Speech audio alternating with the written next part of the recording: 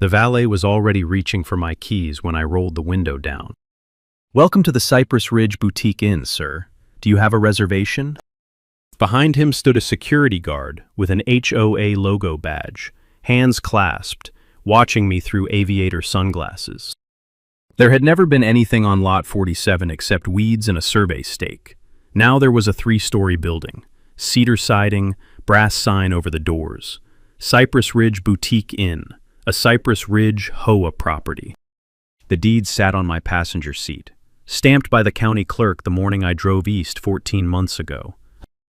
A woman in a navy blazer was already crossing the lobby toward me, smiling. "Mister, you're back." Brenda Halverson reached my window. "This property is HOA managed now. If you make trouble, I'll have the deputy escort you off." She had no idea she'd just walked up to the wrong homeowner with the wrong line. For 30 full seconds, I had genuinely believed I'd taken the wrong exit. 19 hours of driving will do that to you. My mother had been discharged from rehab the previous afternoon, stable enough to live with my sister, stable enough that I'd finally told her I needed to go home. I had pictured a dark, empty lot full of weeds and a survey stake. I had pictured my own quiet driveway. I had pictured anything except this. I checked my phone. GPS confirmed, Lot 47. Tax records confirmed, Lot 47. The deed confirmed, Lot 47. I stepped out of the truck. I did not hand over the keys. The valet's smile flickered, recovered, doubled in brightness. "Of course, sir, we can self-park. Let me get you a welcome lanyard while you check in." Before I could speak, he'd looped an orange lanyard around my neck. "Welcome guest," in white block letters on plastic. He pressed a key card into my hand. Room 12. I had owned that ground for 15 years. They had just checked me into it. Brenda's smile widened, the way smiles do when a manager is about to manage a problem. "Why don't we step inside?" she said. "We have a process for former lot owners. There's some paperwork I can walk you through. You really should have called ahead. We weren't expecting you back at all." Former lot owners. I let her walk me in. 2 guests at the breakfast bar looked up from their coffees. A framed wedding photograph hung above the fireplace. 3 couples in matching pastels posed in front of my building on my land, beaming into someone's lens. The walls still smelled faintly of new paint. I stopped in the middle of the lobby. "Brenda," I said, "I'd like to see the building permit." Her smile didn't move. Something behind her eyes did. "That's not really information we share with guests." "I'm not a guest." "Then I'm afraid you're trespassing." She lifted her voice just enough to reach the front desk. "Marcus, please call Deputy Hayes. We have a former lot owner refusing to leave the premises." The guard from the entrance stepped closer. His hand drifted to his belt, not to a gun, to a radio. "If you make a scene," Brenda said, lowering her voice for the guest's benefit, "I will have you trespassed off this property today. We have documentation. The county sided with us. You'll only embarrass yourself." The county sided with us. I noted that line. People say one sentence too many when they're working from a script someone else wrote for them. 3 guests had stopped pretending not to watch. The front desk attendant, Marcus evidently, was holding the phone with one hand and not dialing. He was looking at me with the specific expression of a young man who was beginning to suspect his employer had done something deeply stupid. I looked at Brenda for a long moment. Then I smiled back, the same controlled smile she'd given me. I lifted the orange lanyard off my neck and laid it on the front desk, exactly between her hand and mine. "I'll get out of your way, Brenda. Have a good evening." I walked out. The guard did not touch me. The valet did not speak. I got back in my truck and locked the door, and sat for a full minute with both hands on the steering wheel, looking at the manila envelope on the passenger seat. A certified copy of the recorded deed to Lot 47. Every page stamped, every page in my name, every page exactly where it had been when I left 14 months ago. Brenda had just made a very specific kind of mistake. She had built something expensive on someone else's land. The law has a name for what happens next. It is a very old name, and it is very unforgiving toward people who build first and ask questions later. Every nail they had driven into that building, they had driven into their own coffin. She just didn't know it yet. I started the truck. In my back seat, there was a binder of property records I had kept current the entire time I was gone. In my jacket pocket, there was a phone that had been recording every word Brenda Halverson said from the moment she stepped up to my window. In Cypress Ridge, there were 3 neighbors who had been waiting 14 months to tell someone what had really happened on Lot 47. I drove out of the lot. I did not look back at the sign. She thought she'd built a hotel. What she'd actually built was the most expensive gift anyone has ever accidentally given me, and I hadn't even unwrapped it yet. For 15 years, the only thing the Cypress Ridge HOA knew about me was that I owned Lot 47 and that I traveled.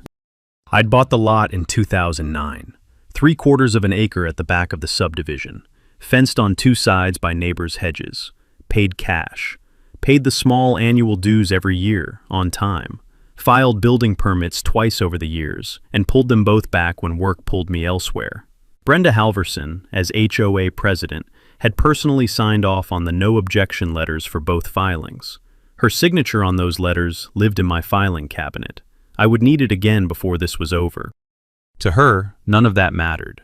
To her, I was the empty lot at the back of the street, the man who came home for 2 months in summer and disappeared again. She thought empty meant unowned. That was the foundation of everything that came next. Brenda had been HOA president for 9 years. She had been a Karen for considerably longer. There was a rhythm to her work. She picked the elderly first because they were tired, the new homeowners second because they didn't know the rules, the families with children third because nobody fights a lien while their kid is in school. Diane got a $300 fine for a sheet drying on her back railing. Brenda photographed it from 4 angles before mailing the notice. Mr. Alvarez, a retired county building inspector of 31 years, got a lien thread over a shade of beige that was, in fact, on the original 1998 approved palette he showed her in person. The board has updated its interpretation, she told him. The Patel's 12-year-old daughter lost her driveway basketball hoop after 4 notices in 2 weeks, and Brenda drove past slowly the next day and waved. I had helped each of those neighbors quietly. A phone call, a copy of the relevant bylaw, a sentence or two about which paragraph of the CC&RS Brenda had just misread. I never told them what I did for a living. I told them I had looked into property stuff a long time ago. They were polite enough not to press. By the time I left for my mother's, the street had a quiet understanding. Brenda was the storm. I was the porch you could shelter under without having to thank anyone. The call came on a Tuesday in March. My mother had collapsed in her kitchen. The stroke was bad. The neurologist used the word significant twice in the same sentence. I packed a bag in 19 minutes. Before I drove off, I did 2 things. I locked the gate at the back of Lot 47, and I sat at my kitchen table and typed a single-page letter to the Cypress Ridge HOA board, dated March 9th, informing them in writing that I would be out of state, caring for a family member for an indefinite period, providing my forwarding address, my cell number, and my email, and requesting that all correspondence regarding Lot 47 be sent to the forwarding address. I printed it. I signed it. I dropped it in the HOA's locked mailbox at the front of the subdivision on my way out of the neighborhood. I took a photograph of the envelope in the slot before I drove away. I would think about that photograph many times in the months that followed. For 14 months, my world was a hospital, then a rehab facility, then someone else's spare bedroom in a town I had never lived in. I learned to spoon applesauce into the corner of my mother's mouth when her left side wouldn't cooperate. I paid my property taxes on Lot 47 every month from a checking account I monitored from my phone. Small automatic payments, everyone confirmed, everyone documented. I paid my HOA dues the same way. The HOA cashed every single check. I did not, for 14 months, receive a single piece of mail from the Cypress Ridge HOA at the forwarding address I had given them. What I did not know, and would not know until I came home, was this. 3 months into my absence, the board held a special development session. Brenda chaired it. Doug Reiner, the HOA's outside counsel, was present. By a 5-2 vote, they passed Resolution 2024-14, declaring Lot 47 deemed abandoned for HOA development purposes.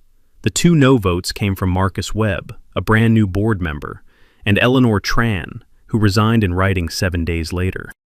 Within a week, Brenda and 3 other board members had filed paperwork with the Secretary of State, forming a limited liability company, Cypress Ridge Hospitality Holdings, LLC. Brenda was the managing member. Her husband was the registered agent.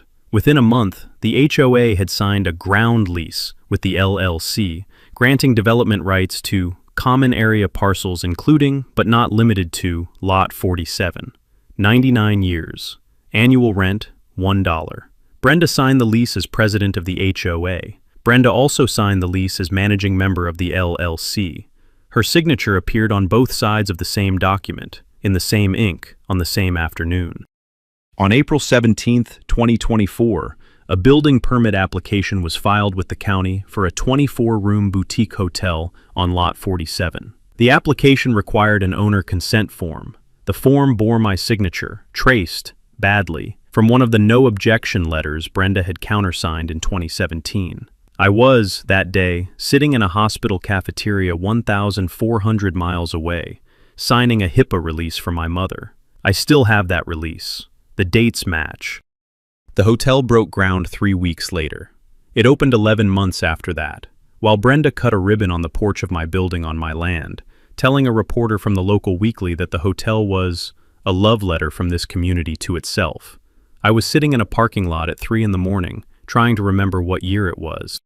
Diane had tried to stop them. So had Mr. Alvarez. So had the Patels. Each of them had pulled the public permit file, seen the forged consent form, and asked questions at the county building department. Each of them had received, within a week, a formal cease and desist letter from Doug Reiner, accusing them of defamation and harassment of HOA officers.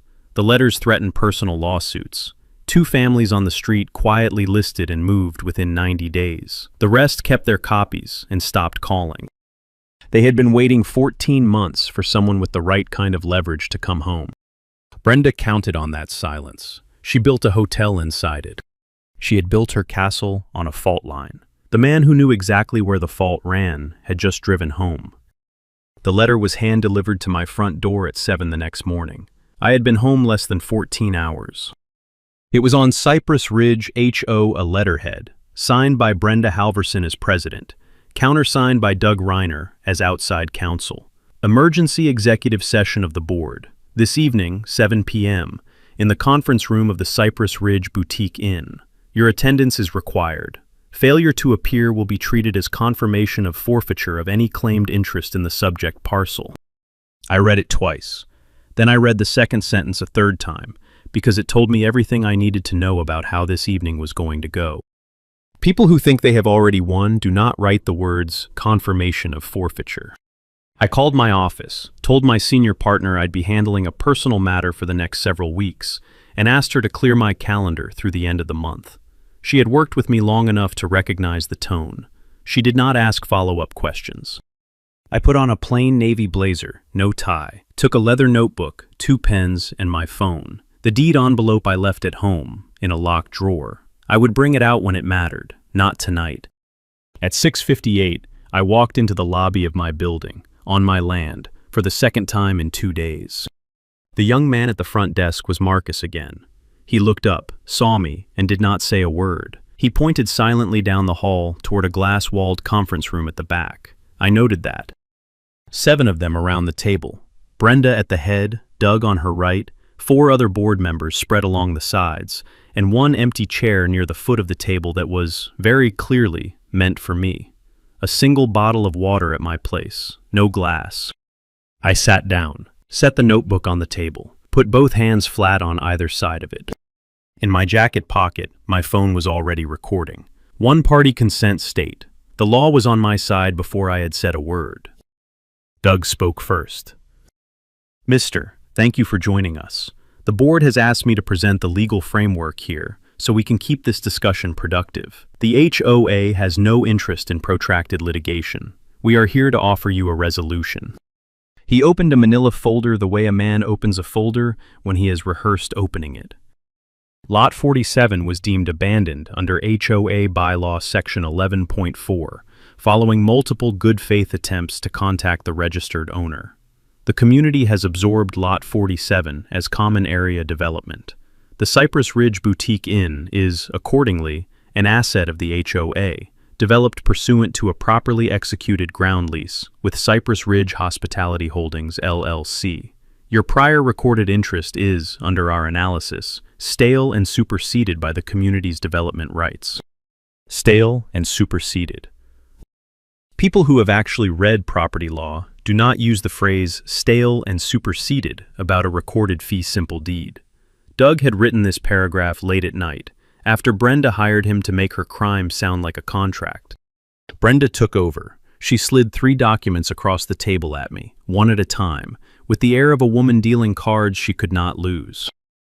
This is an invoice for back assessments, special development surcharges, and administrative fees attributable to Lot 47 during your absence, $48,000. I did not pick it up.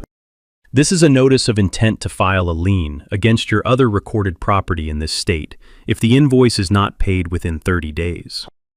I did not look at it. And this, she said, sliding the 3rd sheet, is a quitclaim deed. You sign it.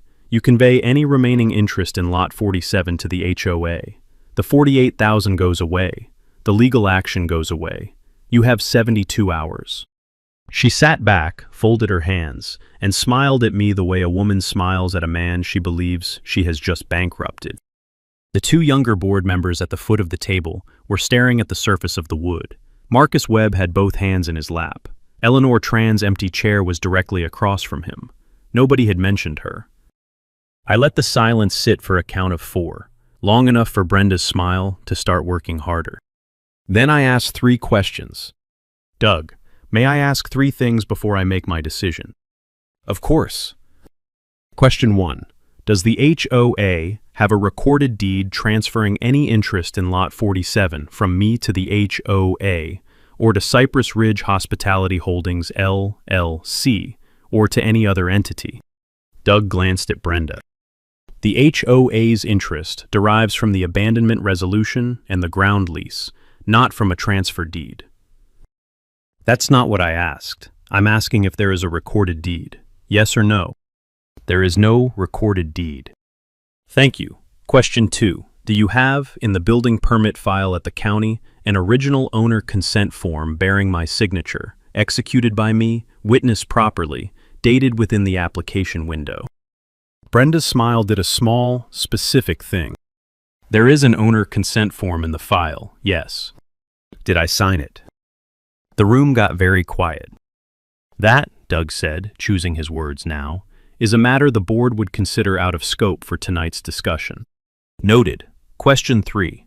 The written forwarding address notice I delivered to the HOA mailbox on March 9th of last year, with my forwarding address, my cell number, and my email, was that the address the board used when it sent the alleged abandonment notice? The board sent notice to the property address of record. To the empty lot. To the address on file. The address on file was updated in writing on March 9th, by me, with a photograph of the envelope going into your mailbox. Was that address used? A pause. It was not. Thank you. I did not write anything down. The phone in my pocket was writing it down for me. I closed the notebook I had not opened. I folded my hands on top of it. Brenda recovered. I had to give her that. She leaned forward, voice tight and proprietary. Listen to me. This community made that lot what it is. You walked away from it for over a year. You did nothing with it for 15 years before that. We built something. We put $2.6 million into the ground on Lot 47. The law rewards people who build, not people who disappear. You have a chance, tonight, to walk out of here with your other house intact. Take it. The law rewards people who build. I had never, in my professional life, heard a sentence so beautifully, surgically wrong. Brenda had just told me, on the record, in a room of witnesses, with my phone in my pocket, that she had spent $2.6 million improving land she knew was not hers. She had just confessed to the only element of the doctrine that was still in question. I stood up. Thank you for the invitation, Brenda. I'll get back to you within 72 hours. You'll sign. I'll get back to you. I picked up the 3 documents, tucked them inside my unopened notebook, and walked out, past Marcus at the front desk, who watched me leave the way a man watches a lifeboat he is trying to decide whether to swim toward, out the front doors, into the parking lot, and into my truck. I locked the door, sat for a moment with both hands on the wheel. Then, for the first time in 14 months, I laughed. Brenda had given me 72 hours. She did not realize that was about 68 hours more than I actually needed. The knock came at 9:30 that night. I had been home from the board meeting for about an hour. The 3 documents Brenda had handed me were spread out under the kitchen lamp. I was looking at the quitclaim deed when the knock came. It was Diane. She had a casserole in one hand and a 3-inch black binder in the other. "I saw your truck pull in this morning," she said. "I told myself I'd give you a day. Then I drove past the inn at 7 and saw your truck in their parking lot, and I figured a day was about 23 hours too long." She set the casserole on my counter and the binder on my table. Before I could finish saying "come in," Mr. Alvarez was at the door behind her, with a manila accordion folder under his arm. The Patels arrived 3 minutes later, Anjali with a Tupperware of rice and dal, Sanjay with a laptop bag, their 17-year-old son Rohan trailing behind holding a phone. 4 neighbors, 3 sets of receipts, 1 teenager with a phone full of footage. They apologized first. Diane apologized for not driving to my mother's, Mr. Alvarez for not finding my number, Anjali for letting the cease and desist letter scare her into silence, Sanjay for letting her be scared. I told them, gently, to stop. They were not the people in this story who owed anyone an apology. Then they opened their files. Diane went first, because Diane had been keeping the master timeline.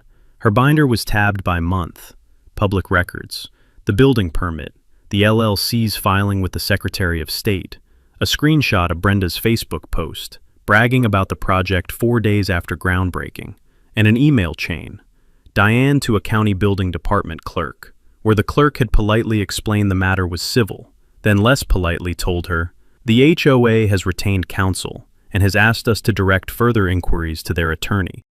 Doug had reached into the county building department and put a wall in front of her. Mr. Alvarez went next.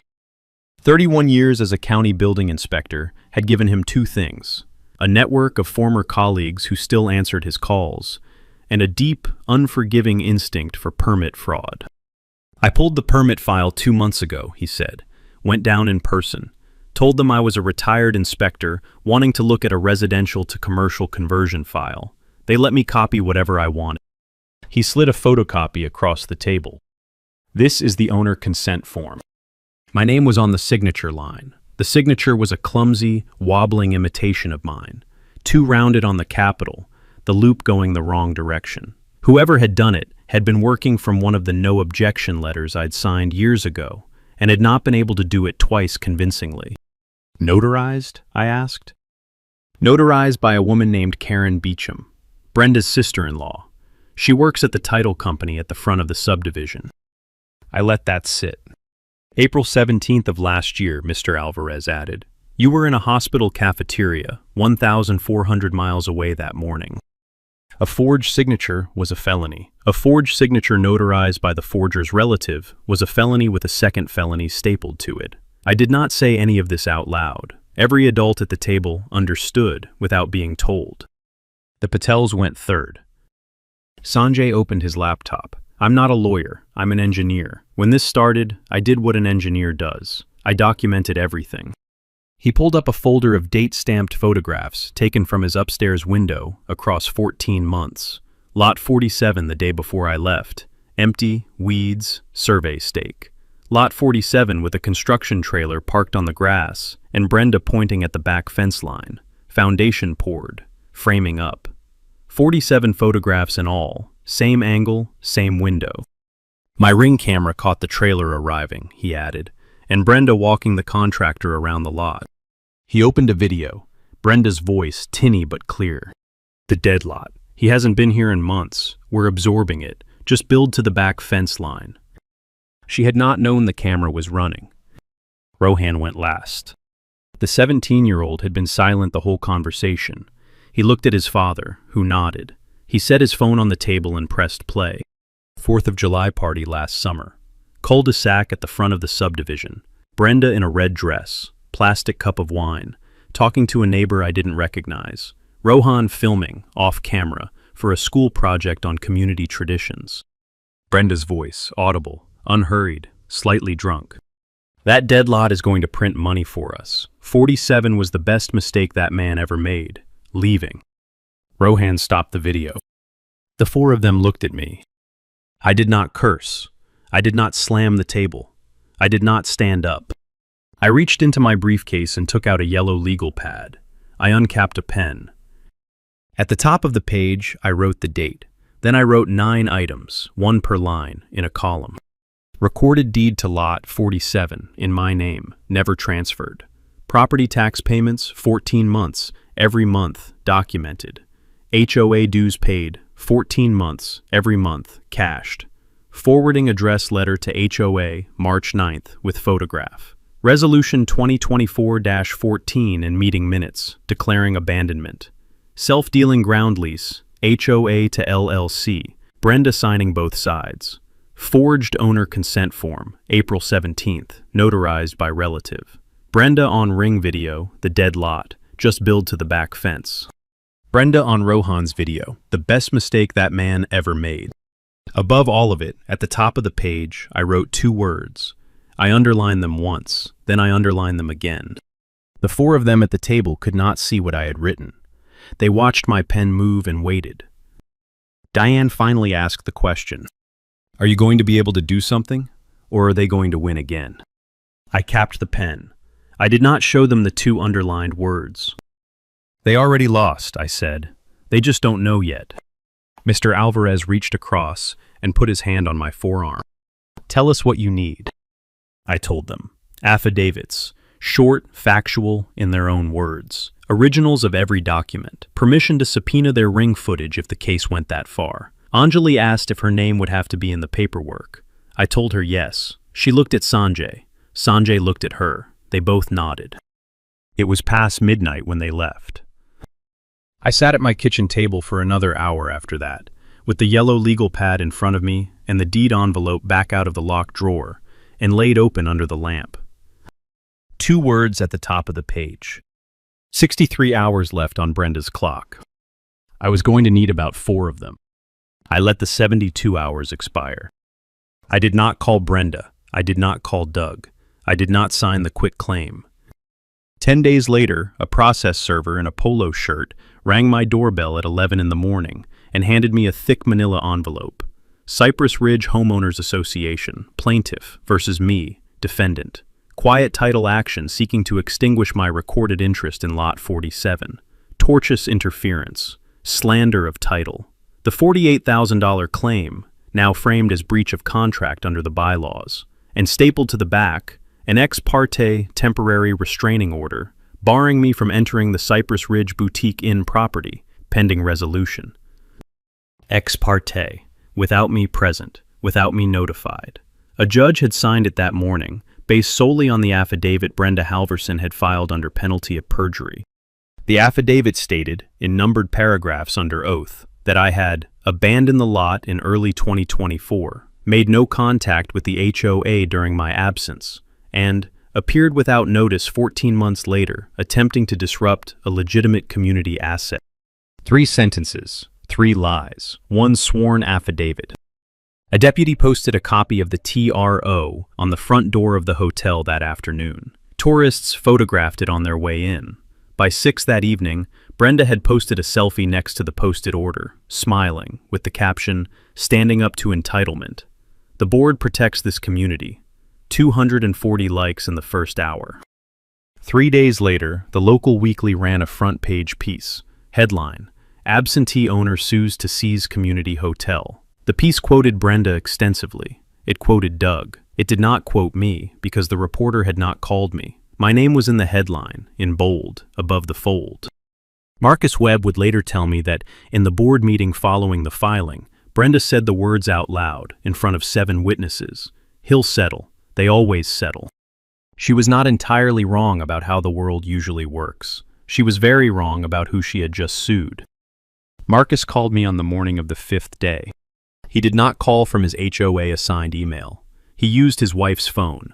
He asked if I would meet him at a diner on the far side of the county, where, he said, nobody from Cypress Ridge ever went.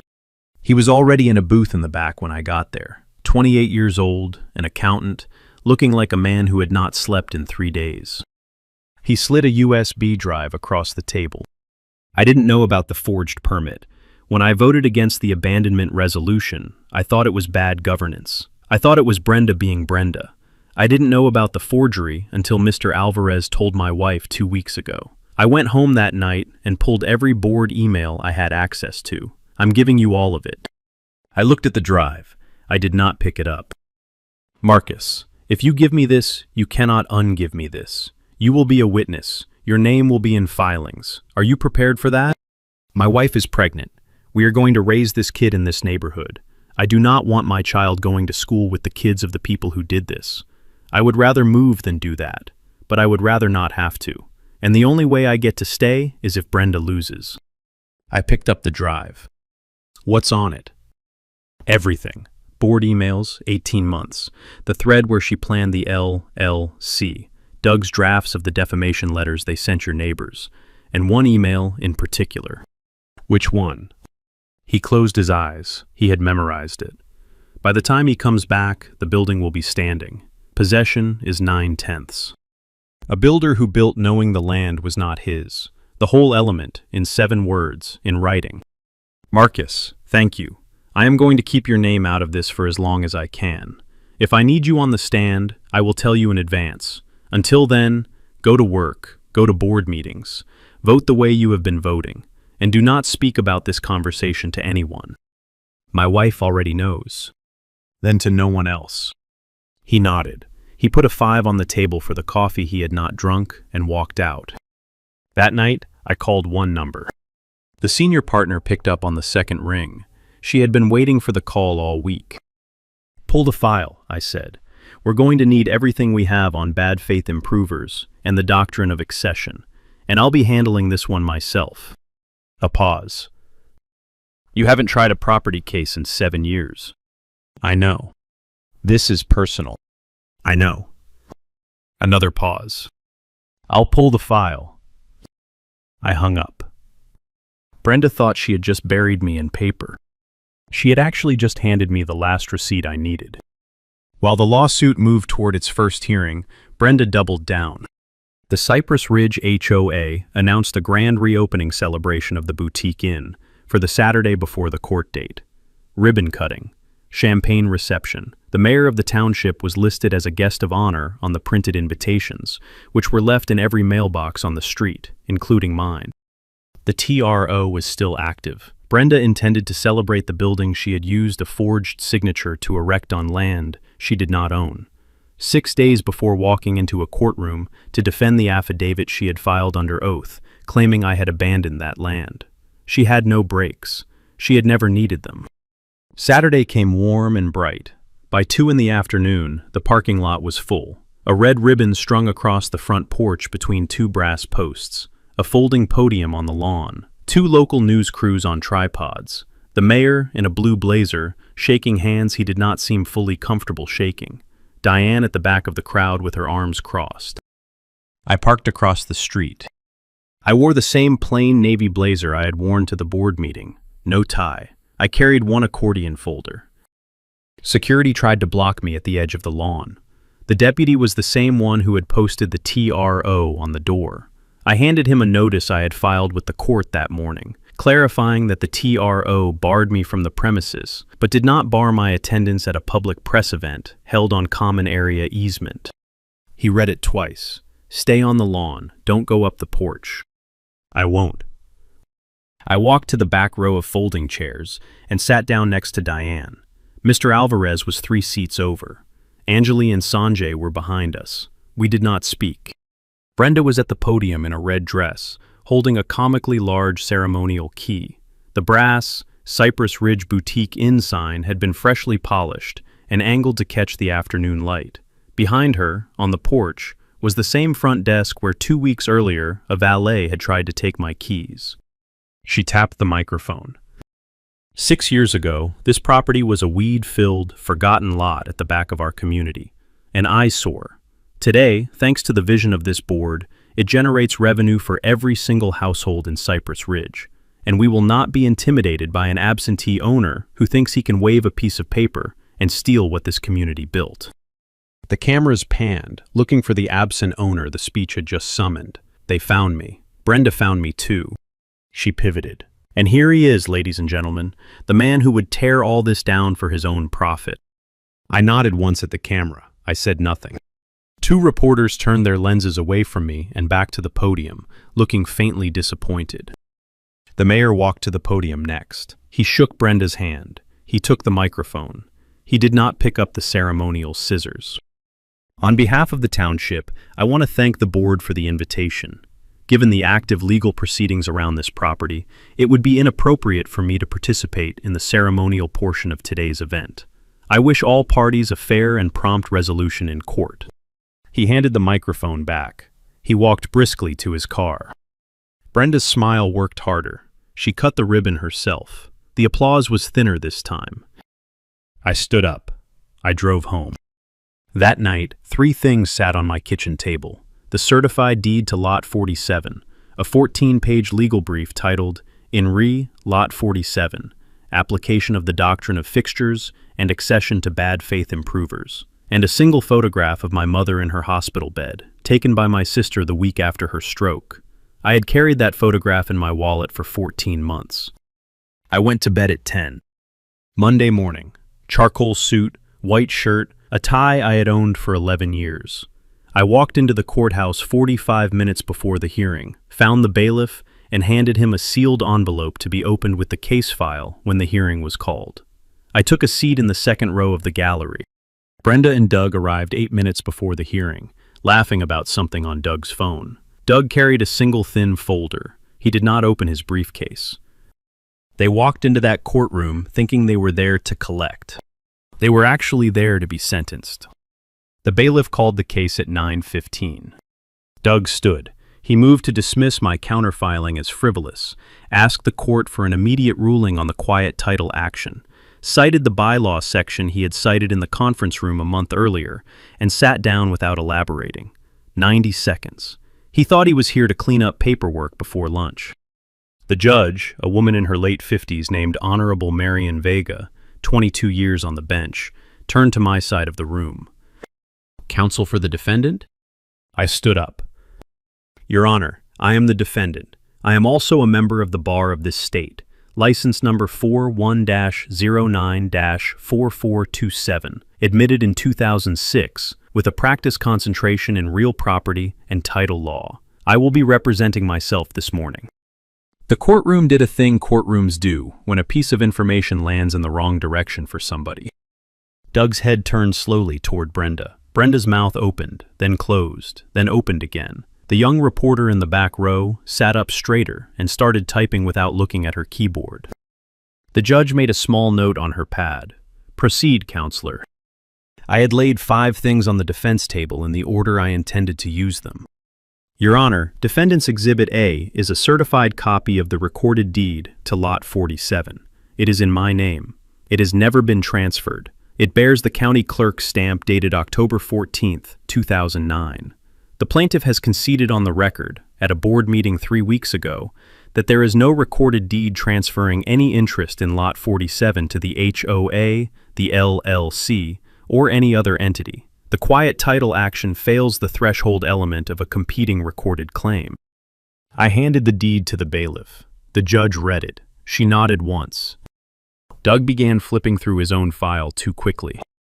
Defendant's Exhibit B. I held up a thin stack. 14 consecutive months of property tax receipts on Lot 47, paid by automatic transfer from my checking account from the day I left the state. The HOA cashed every corresponding dues check during the same period. And, I lifted a single sheet, Exhibit C, the written forwarding address notice I delivered to the HOA's locked mailbox on March 9th of last year, with the date stamp visible, accompanied by the photograph I took of the envelope being deposited. I let it sit for 1 beat. The plaintiff's affidavit in support of the temporary restraining order states, under penalty of perjury, that I abandoned the lot in early 2024 and made no contact with the HOA during my absence. Exhibits B and C establish that both statements are false. The court may wish to take judicial notice. The judge looked at Brenda. Brenda looked at Doug. Doug did not look up. Defendant's Exhibit D. I picked up the photocopy Mr. Alvarez had handed me. The owner consent form filed with the County Building Department on April 17, 2024, in support of the building permit for the hotel currently standing on Lot 47. The form purports to bear my signature. The form was notarized by Karen Beecham, a notary employed at the title company at the front of the Cypress Ridge subdivision, who is also the registered sister-in-law of the plaintiff's board president. I set the photocopy on the bailiff's stand. Next to it, I set a copy of my mother's HIPAA release. On April 17, 2024, the day the consent form was notarized in this county, I was 1,400 miles east of here, signing this HIPAA authorization in a hospital cafeteria. The signature on Exhibit D is a forgery. I will be filing a formal criminal complaint with the county prosecutor's office at the conclusion of this hearing. Two reporters in the back row began typing in earnest. Doug's hand went very still on the edge of the table. Defendant's Exhibit E. I lifted a small Bluetooth speaker out of my accordion folder, set it on the defense table, and pressed play. Brenda's voice filled the courtroom, slightly drunk, slightly amused. That dead lot is going to print money for us. 47 was the best mistake that man ever made, leaving. I stopped the recording. I let the silence work. That is the plaintiff's board president, speaking on July 4th of last year, 3 months after the abandonment resolution she now defends as a good faith finding. Brenda's face had gone a color I had not previously seen on a human face. Defendant's Exhibit F. I clicked a small remote. A projector threw a single email onto the screen above the bench, from Brenda Halverson, to 4 other board members, sent 3 weeks before the passage of Resolution 2024-14. By the time he comes back, the building will be standing. Possession is 9/10. I did not read it aloud. Every adult in the room could read. The judge read it twice. Doug finally looked up. He had aged 5 years and 15 minutes. I closed the accordion folder. Your Honor, before this court today is not a complicated question. The plaintiff has no recorded interest in Lot 47. The plaintiff's evidence of abandonment is a sworn affidavit that 2 exhibits prove false. The plaintiff's building permit rests on a forged signature notarized by a relative. The plaintiff's board president has admitted, in writing and on tape, that she undertook this construction project knowing the land was not the HOA's. I opened my brief. Under the doctrine of fixtures and accession, anything permanently affixed to land by a third party becomes part of the land. Under the bad faith improver rule, recognized in this state since the 1947 Marling decision, a builder who knew or should have known the land was not theirs cannot recover construction costs from the true owner. The HOA's own meeting minutes, its forged consent form, its self-dealing ground lease between 2 entities both signed by its president, and Ms. Halverson's recorded statements establish bad faith as a matter of law. I looked at the judge. The hotel is a fixture. The fixture is on Lot 47. Lot 47 is mine. The hotel is therefore mine. I sat down. The room did not breathe for a long moment. Doug stood up. He started to object. The judge raised one finger without looking at him, and he sat back down. The judge turned to Brenda directly. Ms. Halverson, did you sign the affidavit submitted in support of the temporary restraining order in this matter? Brenda's voice came out thin. Yes, Your Honor. Did you in fact send the abandonment notice referenced in paragraph 4 of that affidavit to the forwarding address provided by the defendant in March of last year? A long pause. No, Your Honor. The judge wrote something on her pad. She turned to her clerk. The clerk will make a note for referral to the district attorney's office regarding the affidavit filed in this matter. She turned back to the room. The temporary restraining order is dissolved as of this moment. The plaintiff's quiet title action is dismissed with prejudice. The question of constructive ownership of the structure currently situated on the defendant's recorded parcel is taken under advisement, pending submission of proposed orders within 14 days. The court notes, however, that the plaintiff's claim to the building appears, on the evidence presented today, to be without legal foundation. She set down her pen. We're adjourned. Brenda did not move. Doug touched her elbow. She did not feel it. I gathered my exhibits one at a time. I walked past the plaintiff's table on my way out. I did not look at Brenda. I said, quietly, without breaking stride, Your Honor, for the record, I will not be seeking damages from the individual board members in this proceeding. I'll be filing those separately. Brenda made a sound that was not quite a word. I walked out into a corridor full of mid-morning sunlight, and for the first time in 14 months, I let myself feel how tired I was. 6 weeks later, the court issued its written order. Title to all improvements on Lot 47, the structure, the fixtures, the furnishings, the parking lot, the brass sign over the doors, vested in me under the doctrines of fixtures and accession. The HOA's bad faith, established as a matter of law by the affidavit, the forged consent form, the self-dealing lease, and Ms. Halverson's own recorded statements, barred any recovery of construction costs. The criminal referral became a felony indictment. Brenda was charged with forgery, perjury, and 2 counts of grand fraud. Karen Beecham was charged with notarial misconduct and conspiracy. The contractor who had filed the permit pled out within a month. Brenda's personal liability insurance carrier disclaimed coverage, citing the fraud exclusion, and she liquidated everything she owned that the LLC creditors had not already claimed. Cypress Ridge Hospitality Holdings, LLC, sank approximately $2.6 million into construction on Lot 47. Every dollar of it was unrecoverable. The county appraiser, when I requested a fresh valuation in August, set the new fair market value of the parcel and structure at $3.4 million. Marcus Webb, who had cooperated early, was spared personal liability. The HOA itself was permanently enjoined from further development of private lots without recorded owner consent. A special election was held within 60 days. Brenda's old guard was voted out. Diane was elected to the new board. Mr. Alvarez was elected with her. The CC and Rs were amended to require recorded owner consent for any new construction. Doug Reiner's firm quietly removed Cypress Ridge from its client list. The local weekly that had run my name in the headline ran a follow-up 6 weeks after the hearing. New headline: The lot they couldn't take. How one homeowner outlawyered an HOA. The reporter called me this time. I gave her 3 sentences and asked her to print Diane's name larger than mine. She did. The mayor sent a handwritten note, 1 page, blue ink, his personal stationery. He apologized for being on the lawn that afternoon. He did not have to. I kept the note.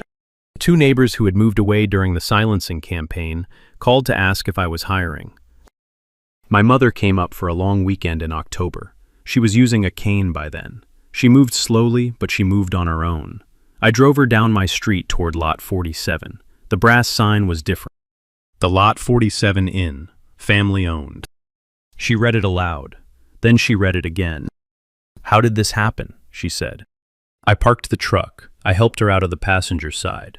I walked her to the front porch, my front porch, and I gave her the only honest answer I had. They built a house on the wrong man's land. She laughed. It was the first time I had heard her laugh in over a year. Inside, the lobby smelled faintly of new paint and old wood. The orange, welcome guest lanyards were gone. The plastic key cards Brenda's people had pressed into strangers' hands were gone too, replaced with brass keys on small leather fobs. Behind the front desk, framed in dark wood under non-glare glass, hung the certified copy of the recorded deed to Lot 47, the same deed that had sat in a manila envelope on my passenger seat the night I came home. I had moved the deed there myself the morning we opened under new ownership.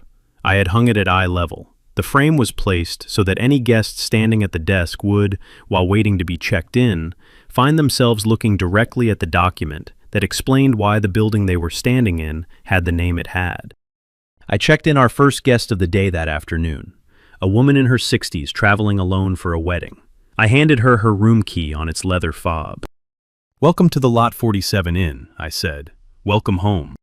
The valet who jogged out to her car was Mr. Alvarez's grandson, working summer hours before college. The young man at the front desk part-time was Marcus Webb's nephew. Diane had asked, when the new board took office, if she could organize the monthly community potluck on the back lawn of the inn. I told her she could organize anything she wanted on that lawn, for as long as she lived in Cypress Ridge. I sleep, now, in the house I always meant to build on Lot 47, finished out behind the inn, set back into the line of pin oaks, on the same plot of ground Brenda once described as a weed-filled, forgotten lot. I still travel sometimes, not for 14 months at a stretch, not anymore.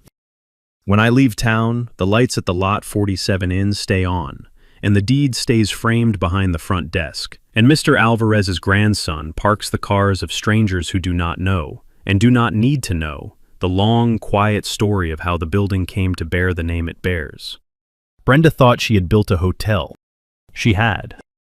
She just built it for the wrong man, and the law was very, very clear about who got to keep it.